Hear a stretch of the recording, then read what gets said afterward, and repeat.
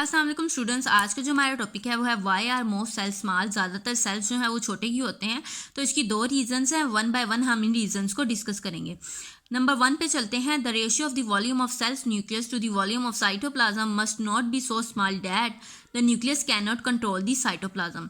आपको पता है कि एक सेल को जो कंट्रोल करता है वो उसका न्यूक्लियस होता है। न्यूक्लियस क्या है? सेल्स कंट्रोल सेंटर है। जब सेल का साइज इंक्रीज हो जाता है तो जो दूर वाली सेल ऑर्गेनेलिस होती हैं उन तक मैसेज देर से पहुंचता है। देर से मैसेज पहुंचने की वजह से वो ऑर्गेनेलिस जो है वो वक्त पर वो टाइम पर परफॉर्म नहीं कर पाती, और जब मैसेज उस तक पहुंचता है तब हमें उसकी परफॉर्मेंस की ज़रूरत नहीं होती। तो यही वजह है कि जब सेल का साइज इंक्रीज हो जाता है तो जो न्यूक्लियस का कंट्रोल होता है सेल पर वो कम हो जाता है और सेल की ग्रोथ रुक जाती है। सेकेंड रीजन की तरफ चलते हैं। The need for the nutrients and the rate of the waste production are proportional to the cell volume whereas these exchange is proportional to their surface area. So cells volume and surface area should be in a right balance.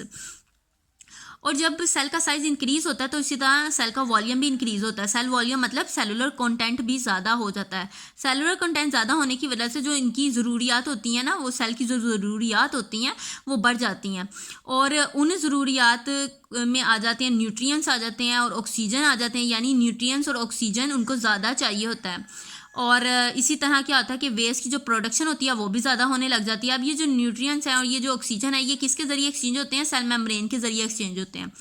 और cell membrane का अगर surface area कम हो तो ये exchange कम होता है, और अगर सेल मेम्ब्रेन का सरफेस एरिया ज़्यादा हो तो ये एक्सचेंज ज़्यादा होता है। When the radius of a cell lengthen, its cell volume increases more rapidly than its surface area। जब सेल का वॉल्यूम इंक्रीज करता है ना, जब सेल का साइज इंक्रीज करता है तो साथ ही साथ उसका वॉल्यूम और सरफेस एरिया भी इंक्रीज करता है, लेकिन सरफेस एरिया इतना इंक्रीज नहीं करता जितना वॉल्यूम इंक्रीज कर जाता है। सरफेस एरिया कम इंक्रीज करता है, वॉल्यूम ज़्यादा इंक्रीज कर जाता है।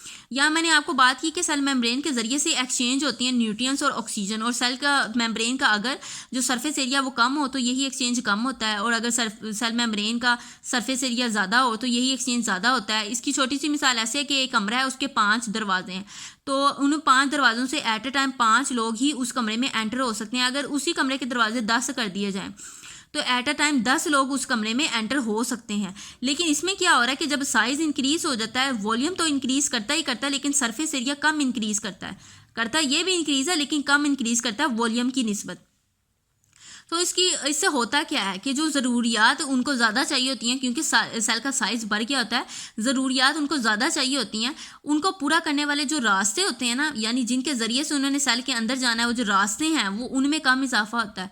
इसकी वजह से यही वजह है कि जो सेल है वो ख़ास साइज़ पे जाकर ना रुक जाता है, उसकी ग्रोथ उससे ज़्यादा वो बड़ा नहीं होता।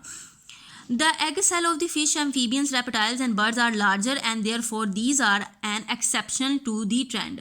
अब अच्छा यहाँ बात की गई है फिश, एम्फीबियंस, रेप्टाइल और बर्ड के जो एग सेल हैं वो लार्जर होते हैं। अभी हम ऊपर बात करें कि सेल जो होते हैं ज़्यादातर वो स्मॉल होते हैं, लेकिन हमने बात की है ज़्यादातर सेल स्मॉल होते हैं, सारे सेल स्मॉल नहीं होते।